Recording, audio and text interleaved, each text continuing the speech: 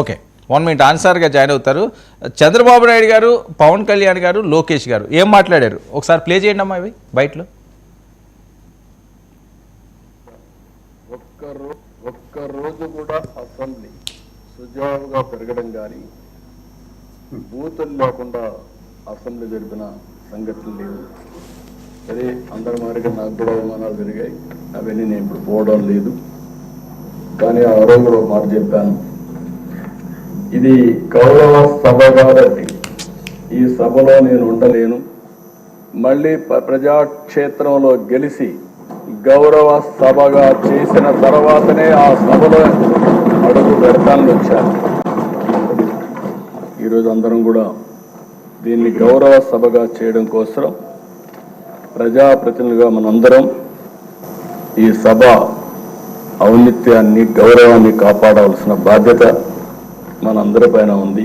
ఒక్కరోజు కూడా assembly next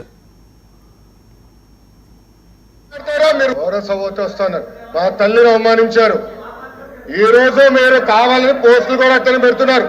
మా తల్లిని అవమానించారు. ఆ రోజు మీకు గుర్తురాదా? ఎన్ని ఎక్కడ అవమానించలేదు సార్, ఎక్కడ అవమానించలేదు. మీరు ఎట్లా మాట్లాడారో, మీరు ఉన్నారా హౌస్ లో?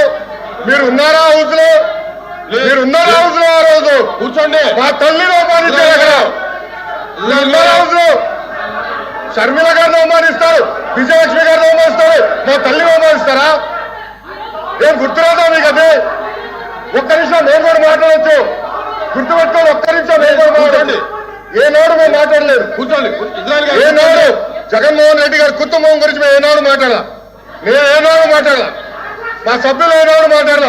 కూర్చోండి. శాసనసభ సాక్షిగా మా తల్లిని అవమానిస్తే కూర్చోమంటారా? కూర్చోమంటారా? చాలా సార్లు అనుకుని ఇంత అడ్డగోలుగా క్రిమినలైజేషన్ ఆఫ్ పాలిటిక్స్ జరిగితే ఎవరు రారాలని అనుకునేవాడిని. నేను ఎప్పుడు ఒకటే నమ్మాను, సైంటిఫిక్ మన Newton's third law, for every action there is an equal and opposite reaction అని. అలాగే కర్మ ఎవరిని వదలదని. మిమ్మల్ని ఎవరైతే మీకు అడుగు పెట్టనివ్వం, మీ నియోజకవర్గంలో మిమ్మల్ని అడుగు పెట్టనివ్వం, మిమ్మల్ని అడుగు పెట్టనివ్వం అని చెప్పి ఛాలెంజ్ చేసిన వాళ్ళు ఈ రోజు అడుగు పెట్టలేకపోయారు. కర్మ అంత బలంగా 56,777 ఓట్లతోటి దాదాపు 59.80% ఓట్ తోటి గెలిచి మీరు ఎమ్మెల్యేకి వచ్చారు గుండి నియోజకవర్గం. ఈ రోజున వాళ్ళకి వైనాట్ 175 అలా అన్న మాటల దగ్గర నుంచి కానీ ఈ రోజున అడుగు పెట్టడానికి కూడా భయం, మిమ్మల్ని ఎదుర్కోవాలంటే భయం.